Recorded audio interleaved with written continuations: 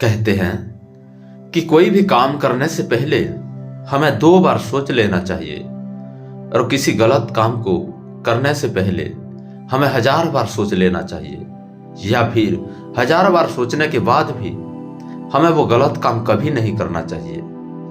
ये बात बोलने और सुनने में बहुत अच्छी लगती है, मगर हम इंसान इसे निजी जिंदगी में अपना ही नहीं पाते और ज्यादातर समय हम कुछ करने से पहले या तो सोचते ही नहीं, या सोचते भी है तो उस सोच पर ज्यादा ध्यान नहीं देते और जो करना होता है उसे कर देते हैं। दोस्तों, आज की इस वीडियो में हम आपको इस बात की सीख देंगे कि किस तरह से हमें अपने किसी भी कर्म को करने से पहले अच्छी तरह से सोच लेना चाहिए, फिर चाहे वो कर्म कुछ भी हो।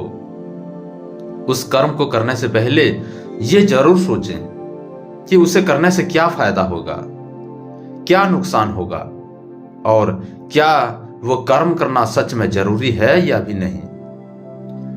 बहुत समय पहले की बात है, एक गांव में बहुत ही शातिर चोर था। वो चोर जब तक किसी घर में चोरी ना कर ले तब तक उसे चैन से नींद नहीं आती थी। वो चोर अपनी इस आदत से बहुत परेशान था और उससे छुटकारा पाना चाहता था, लेकिन गांव से रहकर वो ये आदत नहीं छोड़ पा रहा था, क्योंकि जब भी उसका मन करता वो रात होते ही किसी ना किसी के घर जाके चोरी कर लेता था। अपनी इस आदत को दूर करने के लिए उस चोर ने गांव से दूर जंगल में जाकर रहना शुरू कर दिया।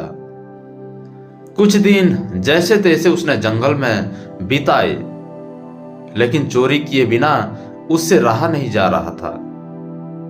उसने एक दिन सोचा कि बहुत दिन हो गए हैं, दूसरा गांव इस जंगल से पास में है, वहां जाकर एक अंतिम बार चोरी कर लेता हूं, उसके बाद नहीं करूंगा।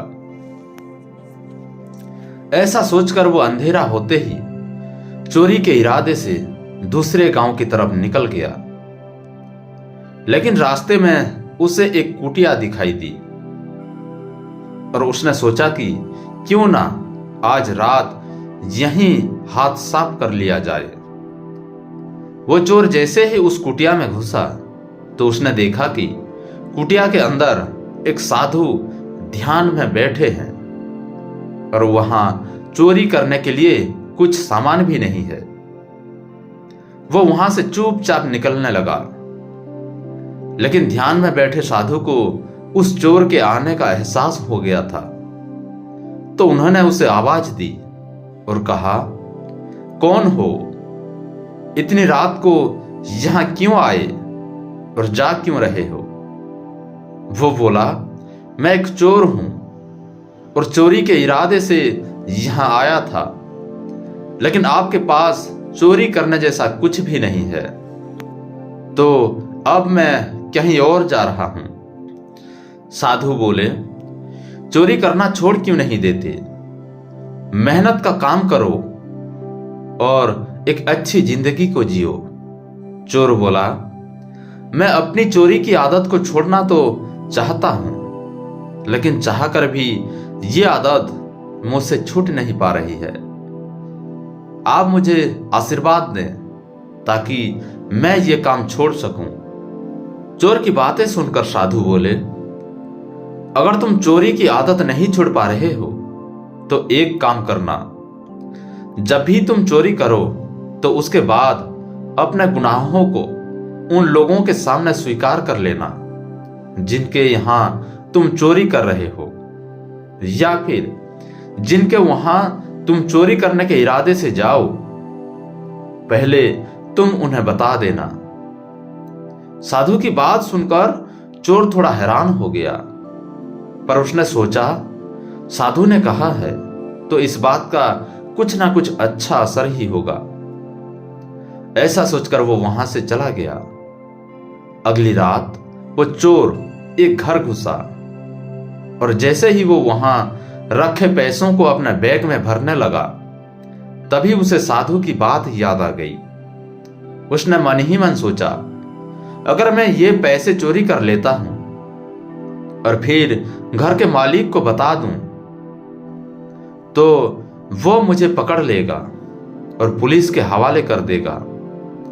पुलिस मुझे पीटेगी और चोरी करने की जुर्म में मुझे जेल में डाल देगी।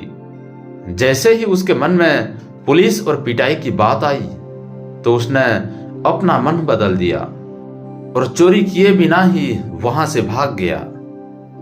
उसके बाद वो चोर जहां भी चोरी करने जाता उसके मन में वही सब बातें आती और वो डर कर बिना चोरी करे ही लौट जाता। कुछ दिन बाद वो चोर उस साधु के पास फिर से गया और उनसे बोला, गुरुजी, आपने मुझे यह कैसा उपाय बताया? अगर मैं चोरी करने के बाद पहले ही उस घर के मालिक को बता दूंगा तो मैं चोरी कैसे कर पाऊंगा? गुरुजी बोले, मैंने तुम्हें ऐसा उपाय इसलिए बताया ताकि तुम जब भी चोरी करने जाओ तो तुम्हें इस बात का एहसास हो कि जो कर्म तुम कर रहे हो या जो कर्म तुम करोगे उसका परिणाम क्या हो सकता है। जब भी तुमने मेरी कही बात पर ध्यान दिया तो तुम सावधान हो गए और जान पाए कि तुम्हारे कर्म अगर ऐसे ही रहे तो तुम्हें सजा भी हो सकती है। इससे तुम अपराध करने से बच पाए। साधु की बात चोर के अच्छी तरह समझ आ गई और उसने चोरी छोड़कर मेहनत से काम करना शुरू कर दिया। यह कहानी सिखाती है कि हमें हमेशा किसी भी कर्म को करने से पहले उससे मिलने वाले परिणाम के बारे में सोच लेना चाहिए। जब तक हम अपने कर्मों के प्रति सचेत रहेंगे तब तक हम कुछ भी गलत नहीं करेंगे। बहुत से लोग ज्यादा जागरूक ना होने के कारण गलत कर्म कर देते हैं। वो परिणाम के बारे में नहीं सोचते। कुछ लोग ऐसे भी होते हैं जो पहले कर्म कर देते हैं और बाद में उनके परिणामों के बारे में सोचते हैं और जब चीजें गलत हो जाती है तो फिर पछताते हैं। अच्छे कर्म करने से पहले जब आप लोग उसके परिणाम के बारे में सोचेंगे तो उसके परिणाम भी आपको अच्छे ही नजर आएंगे और अगर किसी बुरे कर्म के परिणाम के बारे में सोचेंगे तो उसके परिणाम भी आपको बुरे ही मिलेंगे।